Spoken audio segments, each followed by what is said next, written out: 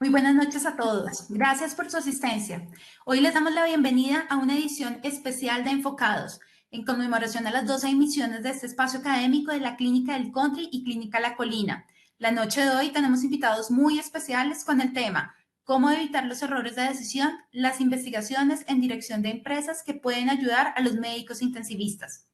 Dando inicio a nuestro evento, le doy la palabra a la doctora Carolina Guarín, jefa de Medicina Crítica y Trasplante Renal de las Clínicas del Country y La Colina, y quien presentará a nuestros dos ponentes invitados especiales, el doctor Ciro Gómez Ardila, director del Departamento de Finanzas Control de INALDE, y el doctor Camilo Pizarro, presidente de la Asociación Colombiana de Medicina Crítica y Cuidado Intensivo.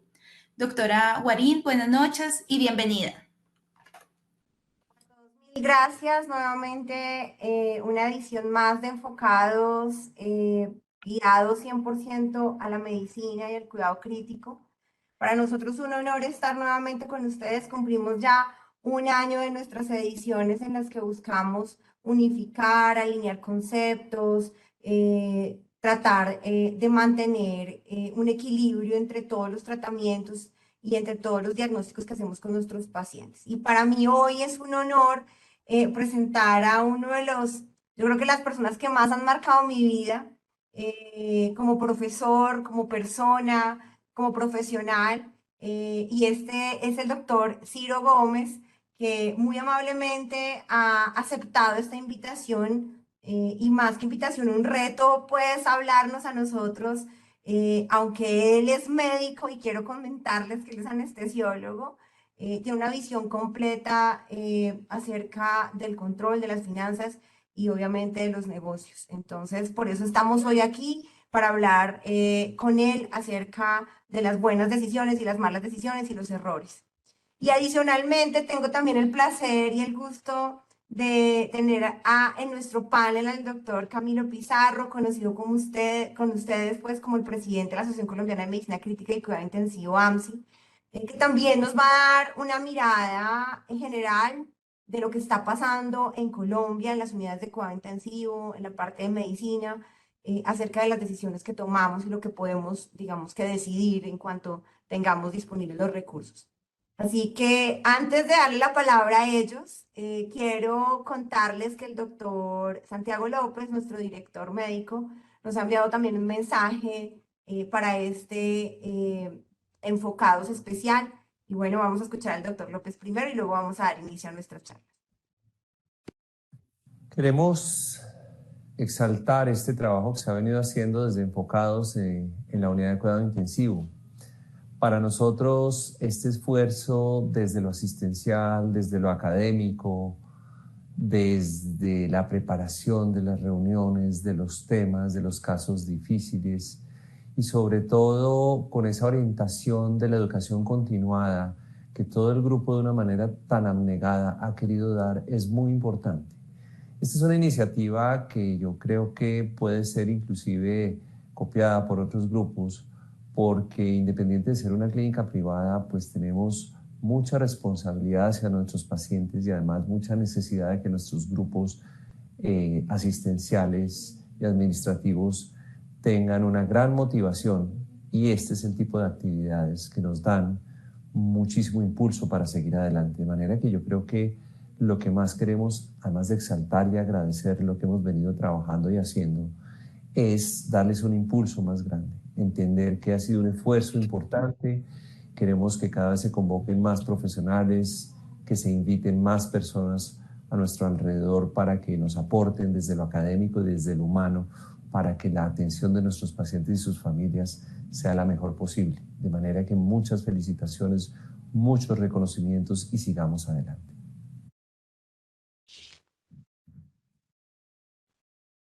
Bueno, y sin más preámbulos, voy a darle la palabra al doctor Ciro Gómez Ardila, director del Departamento de Finanzas y Control de INALDE Business School, y a quien de verdad, de corazón, agradezco en el alma estar aquí, profesor queridísimo por mí, y se van a dar cuenta por qué, y obviamente al doctor Camilo Pizarro, presidente del AMSI. Así que, doctor Ciro, muchas gracias por estar aquí y Dios lo bendiga. Muchas gracias por enseñarnos. No, señora, muchas gracias. Tengo que compartir, ya. Bueno, ahí está, estamos ya en mi pantalla, ¿verdad? Bueno, pues muy bien, pues muchísimas gracias a todos, a Carolina, al doctor Camilo Pizarro, a la clínica, a las dos clínicas por invitarme.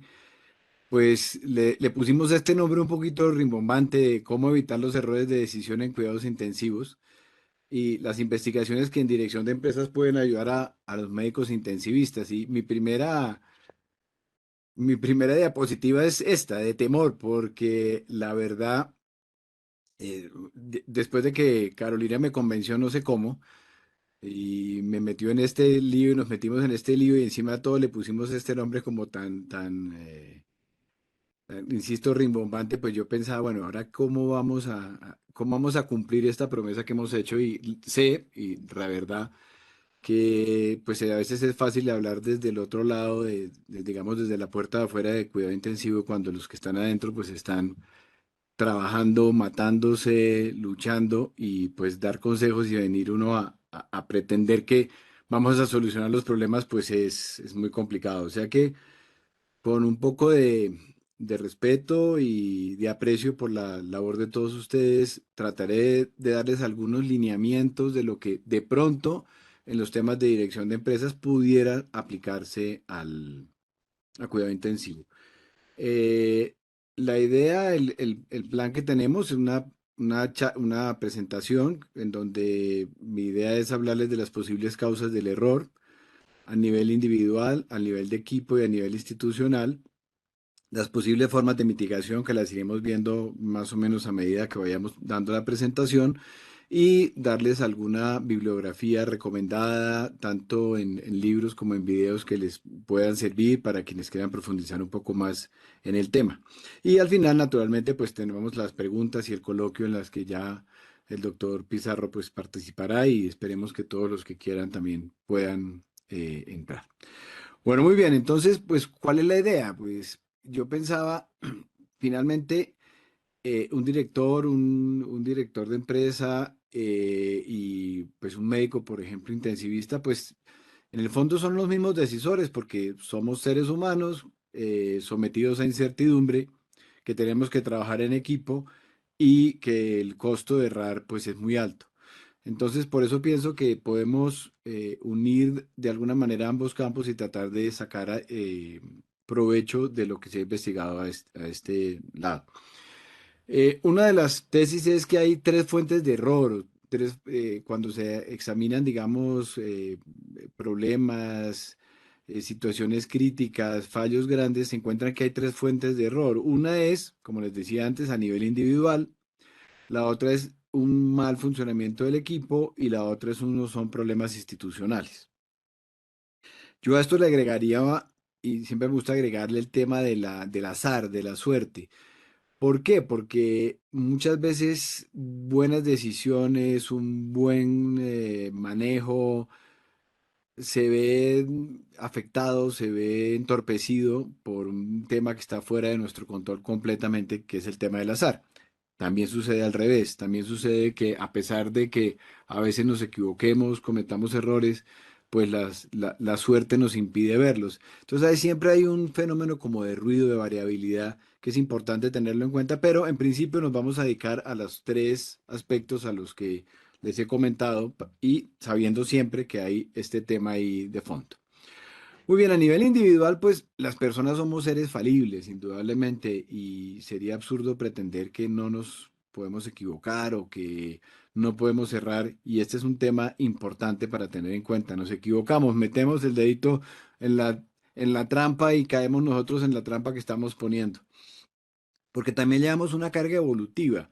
Este es un tema que es interesante porque muchos de nuestras formas de pensar, nuestras formas de razonar y nuestras formas de reaccionar ante el ambiente tienen un componente evolutivo y de aprendizaje, como ustedes bien saben. Y hay una interesante discusión. Por un lado, digamos una cosa que parecería muy válida y es, pues finalmente si son algo evolutivo, pues son cosas buenas que nos han ayudado a estar donde estamos. Pero también es verdad que el mundo se ha complejizado mucho, de tal manera que a veces esas cargas evolutivas esas formas de pensar, esas formas de razonar, esas formas de reaccionar nos pueden llevar en la dirección equivocada. Por eso es importante conocerlas. Como ven acá, les pongo, pues el mundo se ha vuelto muy complejo y les pongo aquí, creo que es una sala de cirugía y pues la cabina de un avión. Y ya veremos por qué lo de la cabina del avión, porque los aviones tienen que ver mucho, los han relacionado mucho con el tema médico, ahorita veremos cómo. Pero naturalmente cuando, nunca lo he hecho yo, pero sentarse en una cabina de estas y toda esta cantidad de instrumentos, aparatos y demás, pues es muy difícil de manejar, son cosas tremendamente complejas y pues nuestra forma de reaccionar y nuestra psicología probablemente no está preparada para manejar todo de esa manera y es difícil reaccionar. No sé qué tanto lo conozcan, el de la izquierda, Daniel Kahneman, en el momento de recibir su premio Nobel, él es psicólogo y se ganó el premio Nobel de Economía. Pues ya deja de ser interesante cómo un psicólogo se gana el premio Nobel de Economía, pero tanto él como su colega, no sé exactamente cómo se pronuncia, Belsky, que seguramente se lo hubiera ganado, pero murió antes de que les dieran el premio Nobel, hicieron una serie de estudios muy interesantes sobre la forma en que reaccionamos los seres humanos ante las decisiones y ayudó a crear con otros, por ejemplo, con otro autor, apellido Thaler, a quien también posteriormente, pero ese sí economista, le dieron también el Premio Nobel de Economía años después, una nueva área en la economía que se llama la economía comportamental o psicología económica. Entonces, pues ya al final les dejaré la bibliografía, pero Kahneman eh, tiene muchos temas en los que profundiza sobre cómo tomamos decisiones. Aquí les traigo tres para que los conozcamos. Un primero es el exceso de confianza. Y pongo un conductor por lo siguiente. Cuando se le pregunta a un grupo de personas, ¿quiénes de ustedes manejan mejor que el promedio? Eh, la gran mayoría consideramos que manejamos mejor que el promedio. Es decir, casi todos pensamos, es raro que alguien diga, no, yo la verdad soy un mal conductor, eso es verdaderamente extraño. Es decir, todos tenemos un sentimiento de que hacemos las cosas bien, tenemos un exceso de confianza. Ese exceso de confianza incluso parece tener un origen evolutivo, porque parece ser que es una ventaja evolutiva tener un cierto exceso de confianza. Pero también puede ser una traba que nos complique en el camino, cuando uno está muy seguro de que lo que está haciendo es lo correcto, pasa a la palabra exceso y ahí es donde viene el problema. Otro tema es el tema del aprendizaje negativo. Eh, ¿En qué consiste el aprendizaje negativo? En que muchas veces hacemos algo y como no pasó nada, pues simplemente sentimos que las cosas están bien. Si las estamos haciendo de esta manera y nunca ha pasado nada, o mejor, siempre pasan cosas buenas, pues sentimos que ha de ser la forma correcta o no nos cuestionamos si lo que estamos haciendo es lo adecuado. Esto se nos vuelve una nueva normalidad. Se nos convierte en que lo que pensábamos, incluso muchas veces nos arriesgamos y decimos, hagamos este procedimiento sin esta norma, saltémonos este paso, qué sé yo, no utilicemos este protocolo y si las cosas van funcionando bien, pues nos acostumbramos y se convierte en una nueva normalidad que se ve afectada hasta en el momento en que los efectos negativos se manifiestan. Y otro tema del que también se habla, ya les digo, son muchísimos, solo les he traído tres que pienso que pueden ser muy relevantes para nosotros, son los del sesgo de confirmación. Encontré en internet esta viñeta, me pareció interesante, ¿no? Papá, esa es una noticia falsa, pero ¿cómo va a ser falsa si dice justo lo que yo pienso?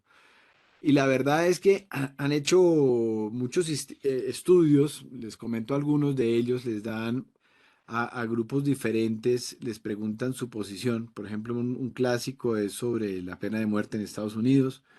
Les dan artículos donde se habla a favor y en contra de la pena de muerte, estudios, y les ponen a leer.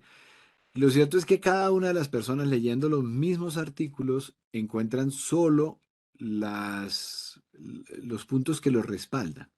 O sea, quien está de acuerdo con la pena de muerte, encuentra en el artículo que le pasaron aquellas cosas que efectivamente confirman que la pena de muerte es buena, pero obvian, no ven aquellas cosas donde la pena de muerte es mala y al revés.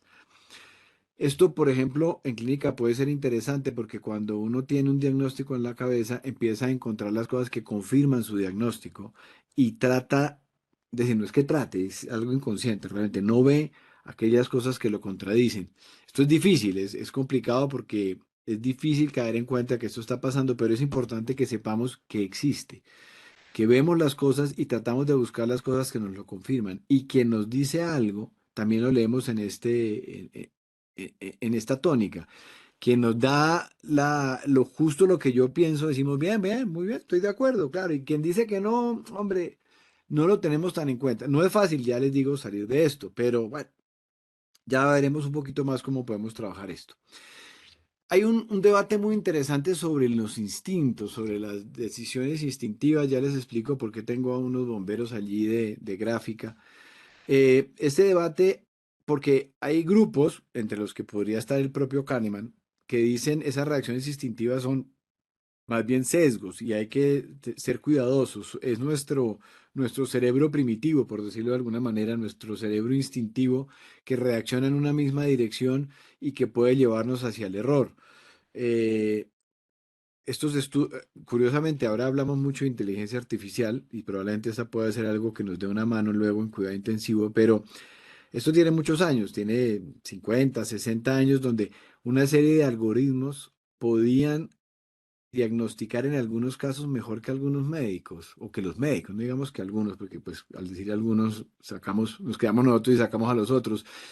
Pero también en cosas de psicología, en temas de decisiones, porque el punto es que esos algoritmos, pues si bien pueden ser sencillos, no se dejan sesgar. Y nosotros como seres humanos sí. Sin embargo, como les digo, hay un debate porque otro autor, Klein, habla es del aprendizaje y de cómo los instintos sí son buenos. Ahora les explico lo de la foto del incendio. Una anécdota de estas clásicas de un grupo de bomberos están apagando un incendio en una casa, en una cocina, y de pronto el jefe de bomberos dice, salgámonos ya de esta casa.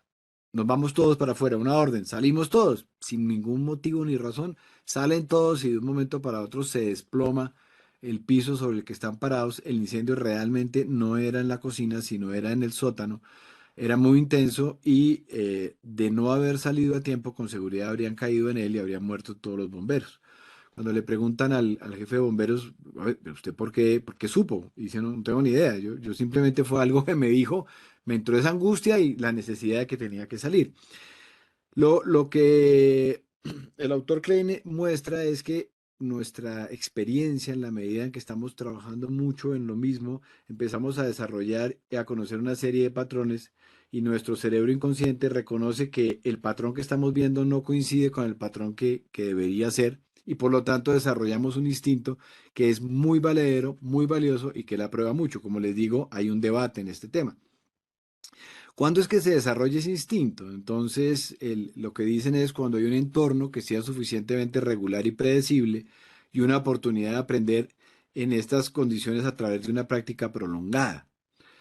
Eh, en el libro de Kahneman, que ahora se lo recomendaré, dice, puede servir cuando la retroalimentación es rápida y pone específicamente él este ejemplo. Dice, los anestesiólogos sí pueden aprender, los radiólogos no. ¿En qué sentido? En el sentido que los radiólogos tienen una retroalimentación muy lejana, los anestesiólogos tienen una retroalimentación muy cercana. Cuando las cosas empiezan a fallar más en anestesiología, lo sabemos por experiencia, las cosas se complican muy rápidamente y la retroalimentación es muy cercana y muy inmediata. Dice Kahneman estas palabras de su libro: si un anestesiólogo dice, tengo la impresión de que algo va mal, todo el mundo debe prepararse para una emergencia, la sola impresión es suficiente. Y pues ni qué decir, en cuidado intensivo también seguramente este desarrollo instintivo puede ser muy importante. Bien, vámonos a un tema que es el tema de una virtud, ¿yo? Ustedes dirán, este hombre, ¿de qué nos va a hablar de virtudes? Normalmente cuando uno piensa en virtudes, pues piensa como en temas morales, ¿no? Pero realmente la virtud es buen hábito, es un buen hábito. La virtud es el desarrollo de un buen hábito, así como el vicio es el desarrollo de un mal hábito. Entonces, por eso es que uno habla de, por ejemplo, un pianista que es un virtuoso.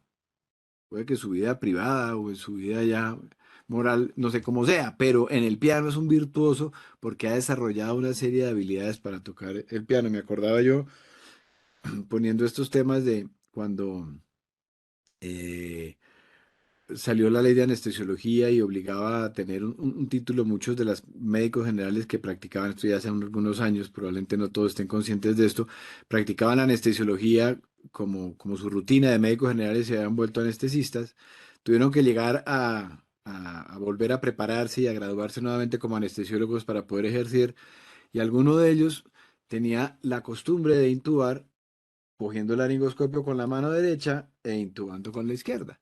Le parecía que era la forma correcta, lo había hecho siempre así y le había ido muy bien.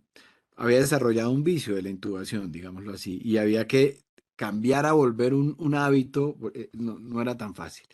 ¿A qué voy yo? Hay una virtud que es importante que se desarrolle, que la deben desarrollar los directivos, que la debemos desarrollar los profesores, que la debemos desarrollar los médicos y los intensivistas, que es la de la humildad. Porque es una virtud, porque uno imagina que como que la humildad es algo como que lo que uno nace, como que es la característica de una persona, pero lo interesante es que es un buen hábito. La humildad no es aquello de sentirse menos que los demás, es saber uno realmente quién es saber realmente sus capacidades y eso no es fácil. El tema es que si uno aprende de sus errores y si uno está con una actitud constante y permanentemente atenta a no caer en el orgullo, a no caer en la pretenciosidad, sino más bien a ser humilde y a enfrentar cada paciente con humildad, se sabe uno quién es, se sabe cuáles son sus capacidades y es sumamente importante. Yo recuerdo en la residencia uno de los momentos críticos, creo míos, ya después como profesor vi en varios de los residentes que tenía, es aquel momento en que al principio uno entra pues, con mucho temor, lo hace todo con dificultad y en un momento determinado se siente, ¿no? Ya, igual sucede cuando uno maneja, ese momento es peligrosísimo. Hay que tener mucho cuidado porque se pierde la humildad. Yo ya soy capaz de hacer esto y es un momento en que este residente o este conductor se vuelve un peligro. Pues bueno, esa actitud de humildad hay que aprender a desarrollarla y tiene que ser consciente porque se trata de un hábito. Entonces es una cosa como coger el laringoscopio bien cogido que hay que aprender y si uno ha aprendido a cogerlo con la derecha, va a costar mucho trabajo aprender a tomarlo con la izquierda, pero hay que aprenderlo.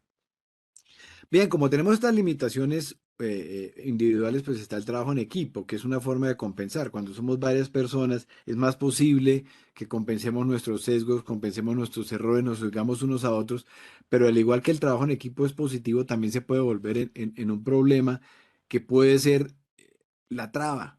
Y esto se da, por ejemplo, cuando hay una jerarquía muy grande, ¿no? Cuando está aquí en el ajedrez el rey, el alfil, el caballo y los peones aquí abajo. Cuando hay esa gran jerarquía, se ha visto que las cosas no funcionan tan bien. Realmente no se establece un trabajo en equipo. No sé, si llega jefe de medicina de cuidado intensivo y llegó la grandiosa y demás, y todo el mundo está abajo. Eso no es un trabajo en equipo. Esas jerarquías son muy complicadas, se generan muchos errores y se pierde mucha oportunidad de aprendizaje. Esto se da sobre todo, lo pongo así, ¿no? El hombre a caballo eso lo vemos también, pasa en política, pasa en los países, ¿no? Se necesita alguien que nos salve. Estamos en la situación crítica, ha pasado algo grave, necesitamos que venga un hombre en caballo blanco a salvarnos. Y aquí hay una cosa muy importante y es la importancia de que nosotros, ustedes como jefes de cuidado intensivo, como líderes, como médicos, como enfermeros o enfermeras jefes que están allí tengan la posibilidad de que haya disenso, que se pueda disentir, que se pueda opinar distinto a ustedes, que se les pueda decir las cosas y no represente un peligro. Hay que promover. Ustedes tenemos que estar abiertos a que nos digan, doctor, doctora, está pasando esto, vemos esto, y si se están equivocando no pasa nada. No pasa nada. Y si se corrige, se corrige. Y si se equivocaron, se equivocaron. Pero qué bueno que digan de uno, a él, a ella se le puede decir las cosas sin que sea un problema. Y es una cosa que yo les invitaría a que pensaran, si ustedes se les pueden decir las cosas sin que sea un problema. Comenzando por la casa, la pareja, los amigos, se les pueden decir las cosas. Si no, es otra virtud que hay que empezar a desarrollar, la, de la humildad, dejarme, háblenme, pueden hablar. Muchos de los directivos dicen mis oficinas son oficinas abiertas, ¿no? Y mentira, si uno va y le lleva la contraria, se arma un lío de cosa increíble. Entonces uno ya sabe que mejor se queda calladito y eso no es bueno. Eso no es bueno porque eso afecta al paciente. Pero bueno, siempre que yo digo esto, sobre todo cuando le digo a mis alumnos en los programas de dirección de empresas allá en el INALDE, les decimos, bueno, esto dice, bueno, sí, sí, eso está muy bonito y el discurso está divertido, pero cuando la cosa se pone grave, pues sí, cuando se está cayendo un avión, eso eso no se puede poner uno a pedirle opinión. Esto no es una democracia, dicen, esto no es una democracia. Ahí toca entrar y decidir. Para eso lo pusieron a uno de director, dicen ellos. Para eso me pusieron a mí de cirujano. Para eso soy yo el anestesiólogo. Para eso soy yo aquí el incentivista. Para decidir, para tomar la decisión ya, es que aquí no hay tiempo. Bueno, pues es muy curioso porque parece que la presión de tiempo no es excusa y les traigo este estudio, que es un estudio muy interesante de la Harvard Business Review de diciembre del 2019. Estos autores analizaron accidentes de aviación y también analizaron accidentes de aviación reales y simulados en cabinas de estas donde ponen a los pilotos y los someten para exámenes y demás. Y entonces les ponen, pues no sé, falló un motor, cómo reacciona, en fin, la cabina se mueve y empiezan a aparecer botones y entonces la manera como reaccionan las evalúan.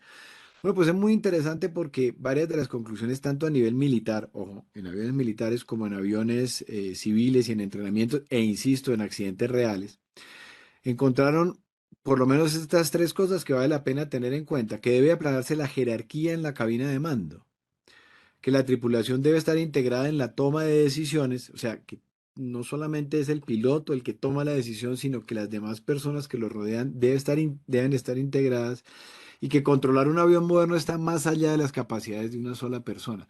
Qué interesante, ¿no? Ahí es donde volvemos a la humildad. Está más allá de las capacidades de una sola persona. Pues, al igual que controlar un avión moderno, controlar un paciente en un estado crítico en el momento actual está más, no probablemente, está más allá de las capacidades de una sola persona. Con lo cual, fíjense ustedes que, insisto, situaciones de minutos hacia la tragedia. Ustedes recuerdan el avión este que se quedó, perdió los dos motores y que tuvo que aterrizar en el Hudson. Esta es una escena de la película, pero en la vida real, en la grabación de la cabina, en el minuto 3:30 de haber perdido los motores, el piloto se voltea al copiloto y le pregunta, sinceramente, ¿tienes alguna idea? Obviamente ya habían tomado decisiones, ya estaban intentando hacer las cosas, pero esta pregunta es clave. Esta pregunta sinceramente hecha, bueno, ¿qué hacemos? ¿Se les ocurre algo dirigido al grupo, al equipo que está allá, de distintas jerarquías, de distintos niveles, de distintas preparaciones, que estén dispuestos y ahí hay buenas ideas? Hacer esa pregunta es fundamental. Bien, vámonos al nivel institucional. Ya hemos visto el nivel individual, el nivel de equipo, el nivel institucional. En el nivel institucional están los famosos programas de calidad y déjenme decirles que para muchos, y yo me incluyo ahí, los vemos como eso que hay a la derecha, un papeleo, bendito Dios, escriba uno papeles y ponga. La verdad es que uno siente, yo no sé si ustedes, pero a veces uno siente estamos perdiendo el tiempo, estamos trabajando es para llenar papeles, esto para qué sirve. Y desafortunadamente muchas veces tienen razón. Aquí, por ejemplo, preparando esta charla, la verdad encontré, por ejemplo, esto, ¿no? De abril del 2018, la doctora Catherine McLean. Entonces, como la mayoría, fíjense ustedes que dice acá, el 37% de las medidas sirven, el 35% no sirve. Bueno, aquí está el artículo de ella en el New England Journal of Medicine. Eh, pues, eh, pues ahí lo ven ustedes. O sea, realmente muchas de las cosas que pedimos no tienen sentido, complican la vida. Pero vale la pena estudiar el error. Sí vale la pena estudiar el error. No vale la pena estudiar el error como es que desafortunadamente a veces las cosas funcionan bien y como que llega un cierto momento en que se convierten en traba, en burocracia, en papeleo y ahí lo dañamos. Pero hay un autor no sé cómo se diga, Matthew Seed, les insisto, la bibliografía se las tengo al final, les tengo las referencias para que los tengan. Él habla de dos tipos de mentalidad en una conferencia y en un libro muy interesante, y él dice que hay dos mentalidades, una que piensa que lo crítico es el talento y otra que piensa que lo crítico es el esfuerzo, simplificándoles mucho, es decir, ¿es el talento o es el esfuerzo? Entonces él dice, es la forma en que uno enfrenta el mundo pensando que es el talento o es el esfuerzo el que hace la diferencia. Si uno piensa que es el talento, ¿se racionalizan qué? Por ejemplo, él pone dos profesiones, una la de los economistas en televisión, y dice, se ha visto que los economistas más conocidos, más reconocidos y más importantes cuando hacen pronósticos se equivocan más profundamente. Y cuando salen a la televisión salen es a justificar sus equivocaciones porque su reputación está en juego. Pero también nos pone a los médicos como otra de las profesiones que, en opinión del autor, ahí está la discusión, racionalizan sus errores y no son capaces de manejarlos, entre otras cosas, esto es verdad, por todos los temas legales que obstaculizan que uno pueda reconocer y tratar el error. Ahí tenemos un problema muy complicado, pero también hay un problema de reputación, también hay un problema de ego, también hay otros problemas de prestigio que son muy importantes. Y pone como contraste a la economía de la medicina la aviación. Y en la aviación habla, por ejemplo, de la caja negra, y así se llama su libro, donde dice que queda todo registrado para poder aprender del error. Y los errores, incluso, pues, comenta él que cuando dos aviones, por ejemplo, están cerca de un accidente, cerca de estrellarse, pero no pasa nada, los pilotos voluntariamente pasan un informe para que se busque qué fue lo que pasó y cómo se puede corregir. También habla de una cultura de mentalidad del crecimiento y pone como ejemplo el equipo de ciclismo de Inglaterra, que de ser un equipo pues, muy pobre, llegó a ser un equipo muy importante y ganarse muchos de los eventos de ciclismo importante, básicamente porque quien tomó el equipo empezó a buscar mejoras incrementales del 1% en cada cosita, en la comida, en la bicicleta, en cómo dormían, en el uniforme, en el casco, en la forma de tomarla, pero mínima cosa, una bobadita. Entonces, en lugar no sé, qué sé yo, en lugar de tomar este postre, este otro. Bueno, eso mejora un poquito el nivel, pero es una mejora mínima. Bueno, pero ese grupo de mejoras, una detrás de otra, fueron un mejor incremental. ¿Podremos en cuidado intensivo hacer mejoritas de estas? Son mejores pequeñas, insisto, no es llegar a transformar la cosa, no, simplemente es, no sé, disminuir, cambiar una venoclisis menos en todo el periodo de hospitalización, una cosita de estas, y de uno en uno mejora mucho. Y el último ejemplo que pone es el de la ciencia, entonces dice, antes la ciencia era del estilo como los economistas y los médicos, así lo dice él, que cuando tenían un error lo tapaban. La Tierra es el centro del universo. Oiga, que alguien dice que es el Sol, mátenlo, listo, salimos de ese. Entonces pone a Galileo, ¿no? Aquí, mira, ¿por qué no ven por el telescopio? No miramos por el telescopio. Hasta que la medicina, perdón, la ciencia cambia y empiezas a aprender del error y empezamos a mirar por el telescopio. Uno de estos personas que vale la pena conocer es el doctor Peter Pronovost. Él es médico, anestesiólogo, intensivista y reconocido en el 2008 como una de las personas más, de las 100 personas más influyentes del mundo. En el libro de un autor, Aguandé, del efecto checklist, pone estas frases de él y ya vamos acabando. Estamos convencidos de que nuestro trabajo es demasiado complicado para reducirlo a una lista de comprobación. ¿Recuerdan ustedes en cirugía las paradas, eh, estas, ¿cómo es que se llaman? Las paradas, bueno, ahora se me escapó, ahora Carolina me dirá, volveremos. Las listas de comprobación, el chequeo de cómo es el nombre del paciente, de que lo van a operar, estas cositas que se hacen. Pues cuando comenzaron con esto se dijeron, nuestro trabajo es demasiado complicado para que lo podamos reducir a una pequeña lista. Y resulta que ahora el doctor, el que les puse ahorita, el doctor Pronovost, les decía que encontraran un rato para llenar una lista de comprobación con todo lo que tenían que hacer. Uno de los médicos intensivistas contesta esto y me parece que así le contestaremos probablemente todos. Dejémonos de papeleos y cuidemos el paciente. Y esa es una reacción normal. Sin embargo, este, este doctor, pues por algo lo tiene como una de las 100 personas más influyentes en el 2008 y es porque sus trabajos buscando cómo mejorar y cómo llenar los, él dice, la complejidad es tan grande que si uno tiene 3 o 4 cosas que se le olvidan, pero tiene que revisarlas, el cambio en las mejoras, la mejora en los pacientes es impresionante y uno de los puntos es la infección por los catéteres. Parece que la mortalidad y el número de catéteres ha disminuido muchísimo desde que hay una serie de listas tontas de comprobación, están puestos los campos, lavarse las manos, por ejemplo. Lavarse las manos, simplemente parece que ese detalle cambia completamente los pronósticos. No estoy diciendo que ustedes no lo hagan, solo estoy diciendo que este es un ejemplo de lo que está pasando. Bien, y en su charla, y aquí con esto vamos terminando, él dice que lo que tenemos es que inspirar. El objetivo es salvar vidas, dice. No es coaccionar, buscar culpables, no es castigar, es inspirar. Es decir, lo que tenemos que hacer nosotros como líderes, ustedes como líderes en cuidado intensivo, es inspirar a su grupo porque el objetivo es salvar vidas. Cuando perdemos eso y nos volvemos institucionalmente, llenar el papeleo, llenar la hojita, pero llenar la hojita no porque esto salva la vida de un paciente, sino porque lo está pidiendo fulanito de tal y hay que llenarlo, hasta ahí llegamos. Bien, terminamos aquí, entonces prometí la bibliografía. Aquí están 2 libros de Daniel Kahneman, Pensar rápido y pensar despacio, y el libro de ruido. Se llama ruido porque el ruido consiste en que mismas personas enfrentadas a mismos problemas médicos ante una misma radiografía, tasadores de seguro frente a una misma polémica, jueces frente a un mismo delito, hay un nivel de variabilidad inmenso, lo cual indica que ahí hay un tema importante en la persona. Este es nuestro amigo Gawande, el efecto checklist, el libro que les comentaba ahorita. También hay un libro de confesiones, de complicaciones muy interesantes, un autor muy prolífico y muy interesante. Este es Matthew Seed, el de pensamiento de caja negra, el que nos pone a los médicos al lado de los economistas y al lado de los antiguos científicos que mandábamos a la hoguera a los que pensaban diferente que nosotros. Y aquí están las charlas. Entonces ahí ven ustedes una charla muy bonita de Pronovost, la de Atul Gawande contando cómo fue que hicieron lo del efecto checklist.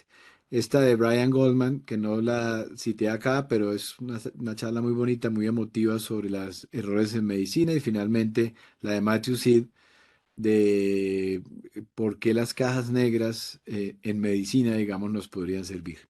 Muy bien, entonces nos vamos a la zona de preguntas y les doy muchas gracias por pararme bolas. Detengo acá y ahora sí, estoy en sus manos, doña Carolina, Camilo. Discúlpenme, creo que me demoré un poquitico más, pero bueno, estamos para... Hablábamos con Camilo al comenzar la charla que seguramente aquí habría mucho que discutir y ver qué opinan. Entonces, pues, ¿qué dicen? Profe, gracias primero por la exposición, muy interesante. Darnos cuenta que efectivamente intentamos evitar el error de todas las maneras posibles, incluyendo las listas de chequeo, las listas de seguridad. ¿Se fue la voz? Doctora Carolina, ¿no le escuchamos la última parte? ¿Me Nos escuchan quedamos en mejor? la lista de chequeo, pero no te estamos escuchando, Carolina. ¿Ya? ¿O no? Ahora sí. Ya. Bueno, estaba comentando que efectivamente buscamos minimizar todos los errores haciendo una evaluación con las listas de chequeo. Y efectivamente las usamos en los momentos, digamos que con el fin de evitar, digamos, que hayan infecciones, todo, digamos que una serie de puntos importantes que para nosotros en seguridad del paciente o calidad nos permite asegurar que estamos haciendo bien nuestro, digamos que nuestro manejo del paciente. Nosotros usamos muchas listas de chequeo, o sea, digo, no muchas en cantidad, sino sí usamos las listas de chequeo cuando estamos con los pacientes. No sé, el doctor Pizarro, ¿qué opina acerca de las listas de chequeo previas a cualquier manejo del paciente o tratamiento o en las evoluciones también? Bueno, primero que todo, pues doctor Ciro, muchísimas gracias por esa excelente conferencia, verdad que nos abre un panorama inmenso a nosotros como intensivistas y genera, digamos, gran expectativa a todo este tipo de conceptos que usted de alguna manera, pues de una manera, digamos, especial y muy inteligente ha sabido, digámoslo, entre comillas, resumir para poderlo hacerlo en este tiempo de la presentación. Respecto a la pregunta tuya, Carolina, y yo quisiera también hablar algo, ya que estamos tocando muy directamente el tema de cuidado intensivo. Antes de responderte, podría decirte esto. Y como estamos en un ambiente ahorita, digamos, empresarial y de estas cosas y mezclando temas humanísticos, yo quisiera decirles que ahorita desde la Asociación Colombiana de Medicina Crítica de Cuidado Intensivo hemos trabajado mucho en procesos de calidad, pero procesos de calidad basados en algo que usted mencionó al principio, que tome nota de algunas cosas importantes que consideré muy importantes, y es basados en los tres pilares que usted mencionó al principio, doctor, que es el ser humano, la incertidumbre y el equipo. En base a eso, entendemos nosotros que el cuidado intensivo, la medicina crítica y el cuidado intensivo es una especialidad médica. Pero el cuidado intensivo como tal, hoy en día lo queremos nosotros redefinir como un concepto y como un concepto en el cual, para no ponerlo solamente en términos empresariales o financieros, digamos que es un espacio en el cual, y quiero leer una parte de un consenso que estamos prontos a publicar, es un espacio en el cual, de alguna manera, aquellas empresas o compañías que se redefinan en sus procesos, se reinventen, innoven, se adapten a las exigencias y a las leyes y a la innovación, son los únicos que van a sobrevivir. Estas listas de chequeo que dices tú, Carolina, hoy en día, yo no sé qué va a pasar mañana, pero hoy en día tengo que decirte que son estándares de calidad y funcionan y está demostrado. Y hay diferentes, digamos, empresas que de alguna manera nos auditan o que nosotros buscamos certificaciones, ya sean nacionales, de carácter nacional e internacional, y ellos centran mucho sus evaluaciones en estas listas de chequeo. Y yo creo que pues obviamente son prácticas, pero no solamente es el ejercicio de hacer la lista de chequeo, que es importante, vuelvo y lo digo, como tú lo mencionaste, sino es el concepto como tal del cuidado intensivo como un espacio interdisciplinario. Yo respondería, estoy de acuerdo en las listas, pero pues va un poco más allá entendiendo qué es el cuidado intensivo. Camilo, una pequeña sugerencia, bueno, no sé si sugerencia, pero un tema, una de las cosas que recomienda el doctor Pronovost, bueno, que es uno de los líderes de estos movimientos, es que sean adaptadas a la realidad de la unidad de cuidado intensiva específica. O sea, que puede ayudar el adaptarse. Y una preocupación que me surge a mí, y bueno, yo no sé si a ustedes les pasa lo mismo, pero a mí cada vez que me hablan de acreditadoras y esta cosa me pongo nervioso porque termina uno trabajando para la acreditadora y no hay nada Sí, más aburrido sí, que le digan a uno que tiene que dejar de hacer lo que está haciendo, que uno cree que es lo que vale la sí. pena, para llenar un bendito formato. Porque cree uno que el formato es para la acreditadora. Simplemente el punto es cómo hacemos para convertir que eso de verdad sea algo para aprendizaje interno nuestro y que uno lo valore. Y no para la acreditadora, porque ahora la clínica resolvió acreditársela, no sé qué hice menos, y entonces ahora, tras de que tengo que hacer todo esto, ahora tengo que hacer esto que no sirve para nada. Totalmente de acuerdo. Mire, yo trabajo en la Fundación Cardiovascular de Colombia en Bucaramanga y fuimos la primera institución a nivel nacional que se acreditó Joint Commission hace 12 años. Para eso tuvimos que hacer una previsita, más otra visita de evaluación de la previsita, más la visita realmente de evaluación. Claro, eso, mejor dicho, trastornó todo el andamiaje y el funcionamiento normal de la clínica. Y termina la visita y de cierta manera volvemos a las cosas que estábamos acostumbrados a hacer. Pero usted también lo mencionó en su charla y yo creo que hoy es obligatorio, o sea, ahí no es un sine qua non y tenemos que adaptarnos y ese objetivo o ese papel de liderazgo, que puede ser liderazgo, puede ser un coaching, puede ser una mentoría, llamémosla como quiera, debe ejercerse.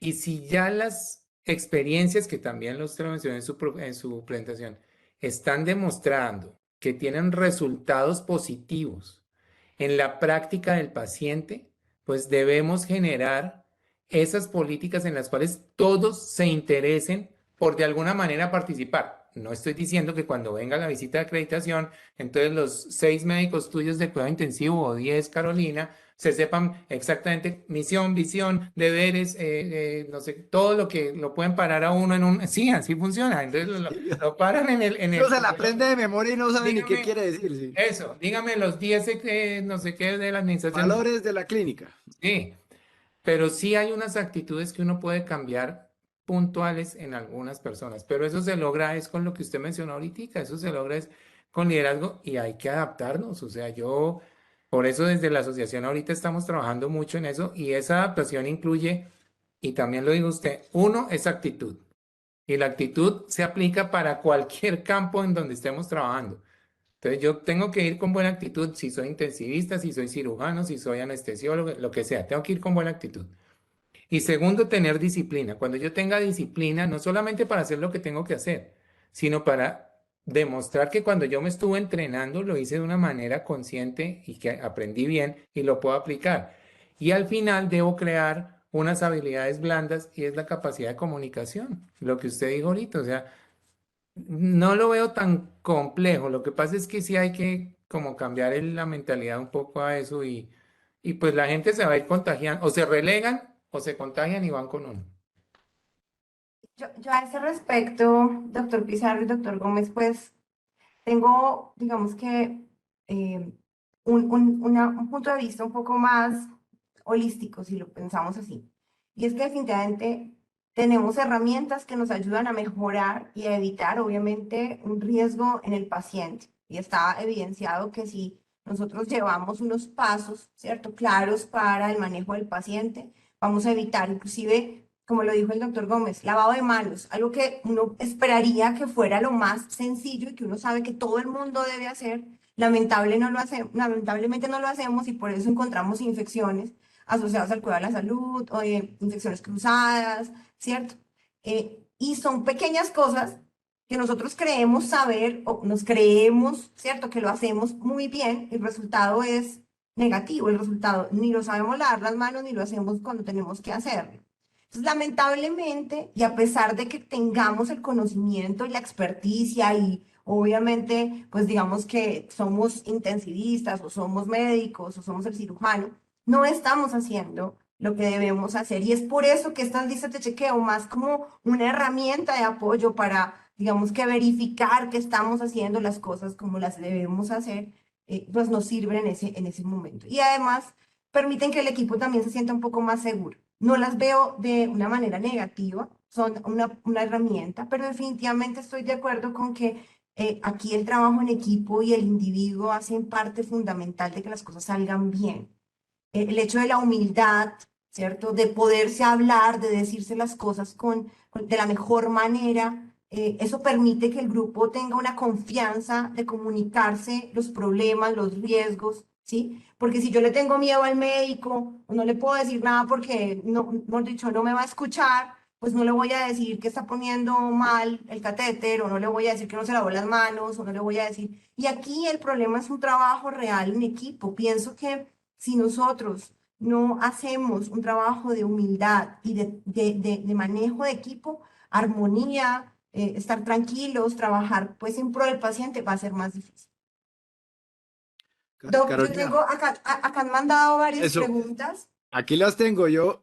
Un minutico solo, Bueno, perdona Carolina, te interrumpo para darle las gracias a Oscar Suárez que me aclaró que es la parada de seguridad. Se me había olvidado lo de la parada de seguridad. Y está la de Luis Eduardo Pino, pero no sé si tú quieras leerla o qué, o no, como sea. doctor, siga, siga, Ah, tranquilo. bueno, no, es que Luis Eduardo Pino pregunta, me imagino que él está hablando, si estoy yo bien, el nudge es el empujón de Thaler, es el libro de Thaler. La idea es que hay pequeñas variaciones que hacen que uno, esas reacciones instintivas lo lleven, digamos, en la dirección correcta. Como por ejemplo, si uno tiene que chulear o no chulear.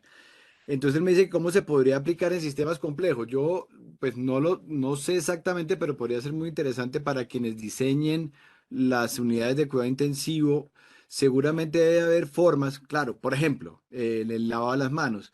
Si lavarse las manos está en un sitio complicado y pues es más difícil que uno se las lave por pura precaución. En cambio, si la tiene uno cerca, ese es un cambiecito pequeño, o sea, uno puede empezar a buscar cambios pequeños que hagan que las personas hagan lo que lo que conviene, lo que puede ayudar, haciendo cambios pequeños. Me imagino que será eso a lo que se refiere el Luis Eduardo Pino, y pues yo creo que sí se puede aplicar. Sé que lo están aplicando en muchas cosas de carácter gubernamental. No sé cómo se aplica en cuidado intensivo, pero podría ser un trabajo muy interesante para que lo aplicaran. Y la otra que pongo aquí, me dicen que recomendación, esta está interesante, me parece relación complicada, y es, ¿cómo hacemos para que la gente nos escuche? Para que la gente esté dispuesta, por ejemplo, a hacerle esas listas de chequeo. A mí se me ocurre que una cosa que se puede hacer es la recomendación, pues ahí está, lo podemos mandar, ya después podemos hablar, Carolina. Estos videos que yo les pasé, y hay muchos otros, y los libros tienen algunas anécdotas, historias. También hay cosas ya mucho más serias a nivel de journals, de trabajos muy importantes. Este señor ha publicado como 8.000 artículos en revistas indexadas. O sea, estamos hablando de cosas serias, pero depende del personal, pero de pronto un artículo de estos, verse una película, un videíto de estos que duran 10, 15 minuticos, trabajar con las personas con el ánimo de inspirar y de convencer, creo que puede ser una buena forma de llegarles. Insisto, la forma errada para mí es la de es obligatorio, el hospital quiere certificarse, si no nos certificamos es un problema, la oficina de calidad nos pide llenar estos papeles. Creo que por ahí no inspiramos.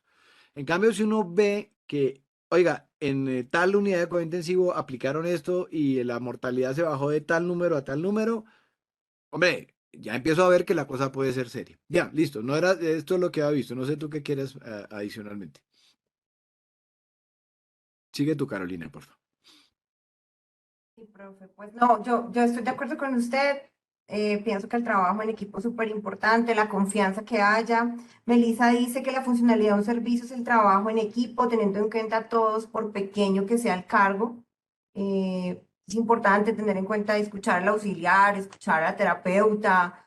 Inclusive ellos están un poco, a veces mucho más cercanos que el mismo médico, al paciente, a la familia, ¿cierto? Saber escuchar, importantísimo. El doctor Carolina, Pino aquí hay dice, una sí, pregunta que ustedes me ayudarán. ¿Para qué las listas de chequeo si pueden automatizarse mediante CDSS? el Ahí me doctor, rajan, no sé qué sea CDSS. doctor Pizarro, cuéntenos usted qué opina de las listas de chequeo si se pueden automatizar. A ver, volvemos a lo mismo. Entonces, ahorita ustedes han visto que se está hablando de la digitalización de la historia clínica electrónica y de abolir completamente el papel en la utilización, digamos, intrahospitalaria. Todo tipo de papel, o sea, ni siquiera va a haber cards de enfermería, no vamos a volver a utilizar las hojas estas de lo que llamábamos, entre comillas, las sábanas donde llevábamos las tendencias de los signos vitales y otras cosas. En cirugía no vamos a llevar ya los récords de anestesia escritos y con los signos que utilizábamos, sino que todo va a ser en la historia clínica. Las empresas de acreditación hoy en día, en digitalización del sistema que se debe utilizar, postulan que todo debe estar en computarizado. Independiente del sistema que ustedes utilicen, el que tengan en el country, el que tengan en la clínica X, el que tengamos en Bucaramanga, no importa. Pero todo debe estar escrito en un computador, y en base a ese computador es que uno llena las listas de chequeo. Todo esto se ha hecho, ¿por qué? Para tratar de disminuir el error humano. Pero adaptarse a eso, y vuelvo y digo, nosotros aquí en la fundación hace poquito también nos acreditamos HIMSS RAM 7, que es como el nivel más alto de historia clínica electrónica. Pero hoy en día todavía estamos en circunstancias en las cuales, pues por motivos que pues hay que ajustar, pues tenemos que acudir a circunstancias o perdemos tiempo en la visualización del paciente, en la evaluación del paciente, o tenemos que volver a algunas cosas anteriores que hacíamos. Entonces, pues yo podría decirte que eso, si lo van a aplicar, tienen que aprender a adaptarse. Yo no puedo proscribirlo, pero si lo van a adaptar, sí necesitan, si lo van a aplicar, necesitan adaptarse. Y complementando lo que dijo el doctor Ciro ahorita, y para esta respuesta también, hay unos sistemas que son los sistemas de educación en base a simulación. Esos sistemas de educación en base a simulación permiten que la gente aprenda sobre todo en base a errores y que lo repita y lo repita y lo repita hasta que aprenda exactamente cómo es el proceso. Y no es un sistema, como dicen ustedes, que es obligatorio, que tiene que ver el video y que tiene que contestar y que la evaluación al final. Entonces deja de ser punitivo y permite que la gente aprenda a trabajar en equipo, que es lo que también están realzando ustedes en esta presentación. Entonces es una muy buena estrategia, nosotros la hemos utilizado y ustedes también la han usado, te estoy seguro, todos les hemos usado desde situaciones básicas, lavado de manos. Mire, ahorita con lo del COVID, creo que voy a decir algo que yo creo que fue el momento donde todos aprendimos a lavarnos bien las manos, ¿sí? Y eso que nos lo enseñaron desde cuarto semestre, quinto semestre, entrar a la cirugía, todo. Pero ahorita aprendimos a lavarnos bien las manos. Y nos tienen que evaluar, ahí no hay nada que hacer, gústenos o no, nos tienen que evaluar. A nosotros nos están evaluando desde pre-kinder, kinder, primaria, bachillerato, la universidad, la residencia, y nos evalúan. Tú como coordinadora jefe de servicio de cuidado intensivo, tú haces evaluaciones de desempeño de tus intensivistas. Tienes que hacerla por múltiples razones. Entonces, pues allí yo creo que hay un punto. Lo que pasa es que hay que enfocar muy bien la evaluación y no puede ser punitiva tampoco, ¿no? Camilo, me Señor. acordó usted ahorita de pronto una anécdota cuando empezaron con las listas de chequeo de medicina, fueron a Boeing, a la compañía Boeing, a que les ayudaran. Y comentan en el libro, este señor, no era tan fácil como uno cree que la lista de chequeo es una cosa sencillísima y que y uno de pronto por películas y por lo que ve y como es así, que es muy interesante, las listas de chequeo las llevan los pilotos debajo, hasta donde yo tengo entendido, y por ejemplo empieza a caerse el avión y usted tiene que sacar el libro y decir, falla el motor 2, primer paso, mire la palanca no sé qué, segundo paso, hágalo. No es un tema de capacitación, es un problema de que se ve que los aviones se han caído porque en el momento del estrés voy a pichar el botón 1 y espicho el botón 2. Y entonces, o me salto el paso de bajar no sé, bajar los flaps cuando voy a hacer, no tengo ni idea. Y esa lista está ahí físicamente, es curioso, porque es física, es un libro grande con letra gorda, con unas pestañas, entonces, no sé, paro, trácate, traiga el desfibrilador, aplíquela, no sé qué. Esas cosas no las tenemos nosotros y en aviación sí las tienen y el porcentaje de errores y de mortalidad ha bajado radicalmente. Usted menciona ahorita el ejemplo, qué pena, Carolina.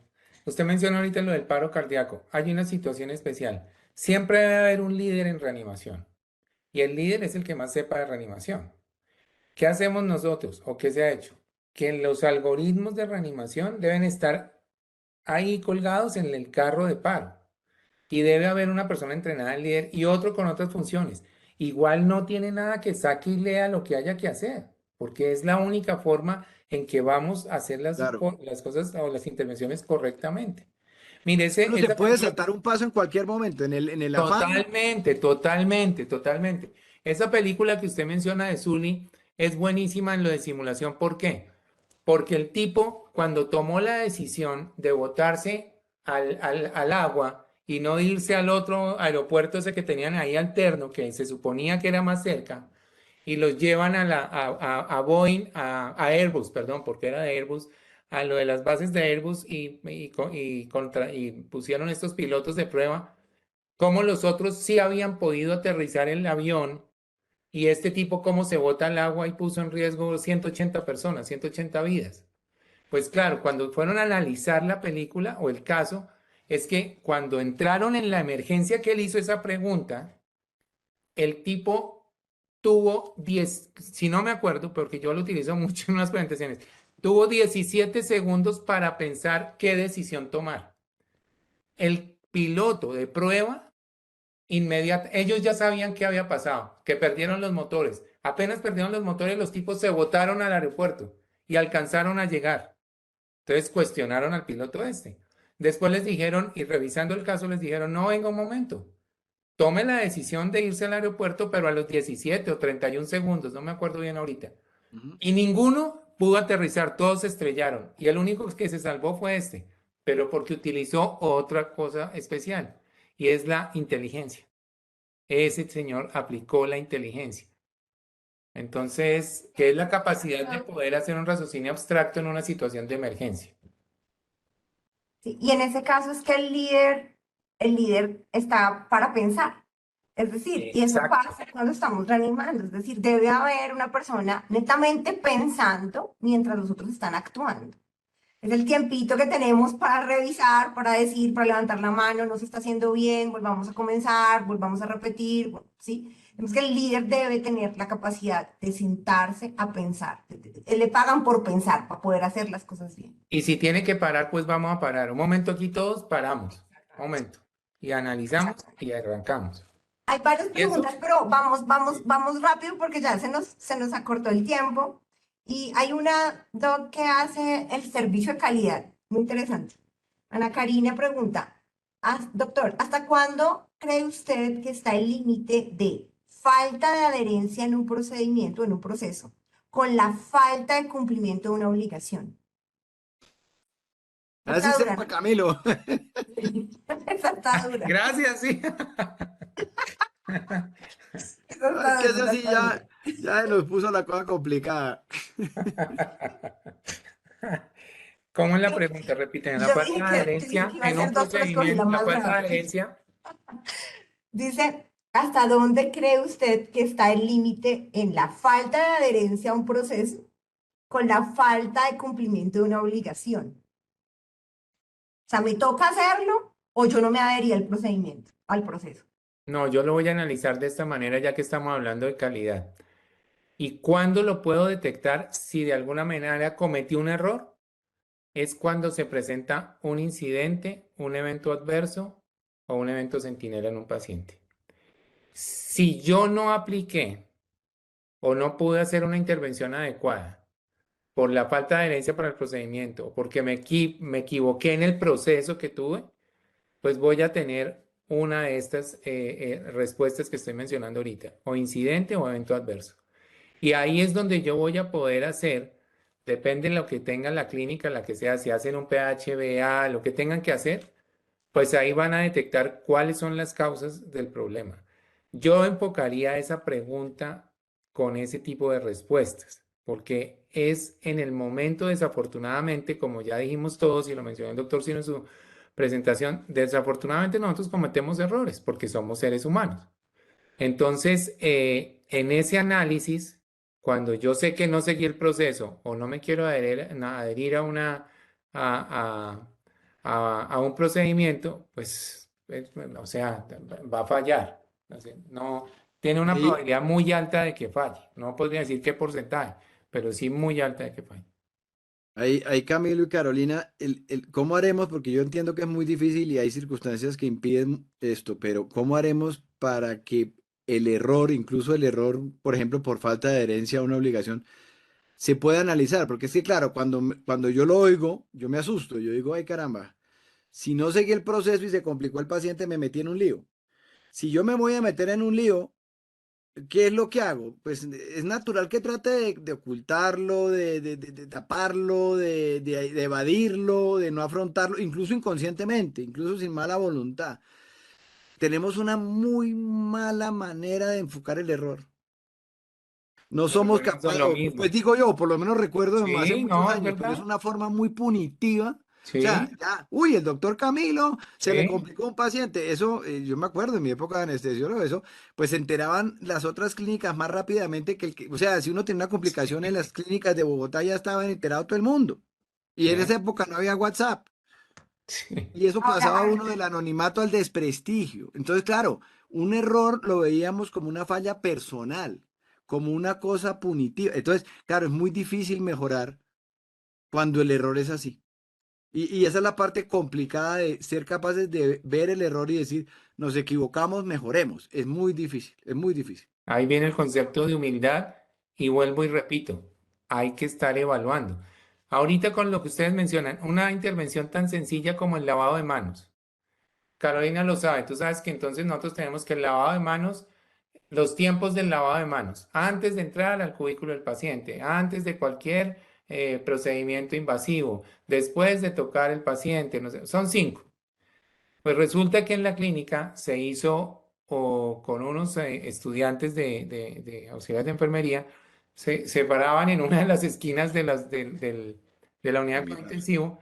Sí, señor. Entonces ellos tenían un listado aquí y entraba la doctora Carolina, listo, entró. Y entró a la unidad y de una se fue a un cubículo. Ya, los 5 momentos no se lavó las manos. Imagínense. Después, de pronto entra el otro y el doctor Carlos, entonces sí se lavó las manos, pero cuando entró, pero cuando salió el paciente no se lavó las manos. Entonces se identifican cuáles son los momentos exactos en los cuales el proceso en general está fallando. Pero pues no, con lo que dice usted, doctor Ciro, no puede ser punitivo porque si no, desafortunadamente nos vamos a quedar sin gente en el equipo de trabajo.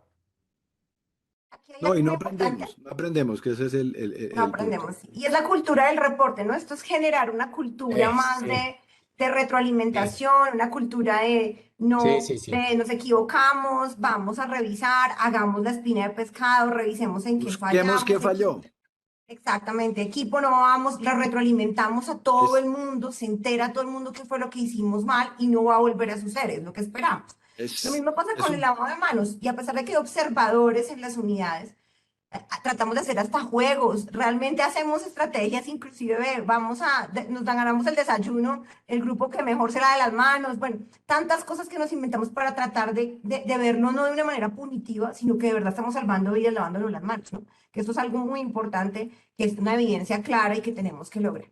Bueno, la charla está súper interesante, hay muchísimas más preguntas, deberíamos seguir, pero la verdad, pues ya nos pasamos de los límites. Yo solo quiero agradecerles a los dos, al doctor Gómez y al doctor Camilo Pizarro, de verdad, sobre todo al doctor Gómez, lo adoro con todo mi corazón, de verdad, es un cariño impresionante. Los invito a todos, hago una cuña aquí, de verdad, no debo hacerla, pero la voy a hacer con INALDE. Para mí fue una experiencia impresionante en todo sentido de vida. Y bueno, los invito para que ojalá pudieran todos estar allá y aprender muchísimo de todos los profesores. Al doctor Pizarro, pues mil gracias, de verdad, con el corazón también. La AMSIE siempre ha estado muy pendiente de la Clínica del Country y la Clínica de la Colina en todos los procesos de educación, así que vamos a seguir trabajando de la mano con la AMSIE y obviamente con el INALDE, lo que necesiten, doctor Gómez y doctor Pizarro. Mil gracias. Carolina, aquí solamente Andrés Moreno dice que se puede haber una línea de chequeo entre anestesiólogo y cirujano al llevar a un paciente a cuidado intensivo. Le propongo a André que la haga, que la busque, que tenga un sistema, pero no como línea de chequeo, sino como una línea para mejorarle la vida a la gente, una cosita de cómo se entrega un paciente bien entregado. Sería muy chévere. Gracias, Carolina. Con muchísimo gusto, Camilo, muchas gracias A y ustedes, ojalá que les sirva de algo. Me gracias dicen por que la les mande los invitación. links, Carolina, yo me encargo de que te lleguen Súper, la bibliografía para que las puedas repartir. súper, profe. Gracias, muy queridos. Doctor Hasta Pizarro, luego, un abrazo, cuídense, doctor que Gómez. estén muy bien. Muchas gracias a Chao. todos. Mil gracias a todos, que estén muy bien. Chao.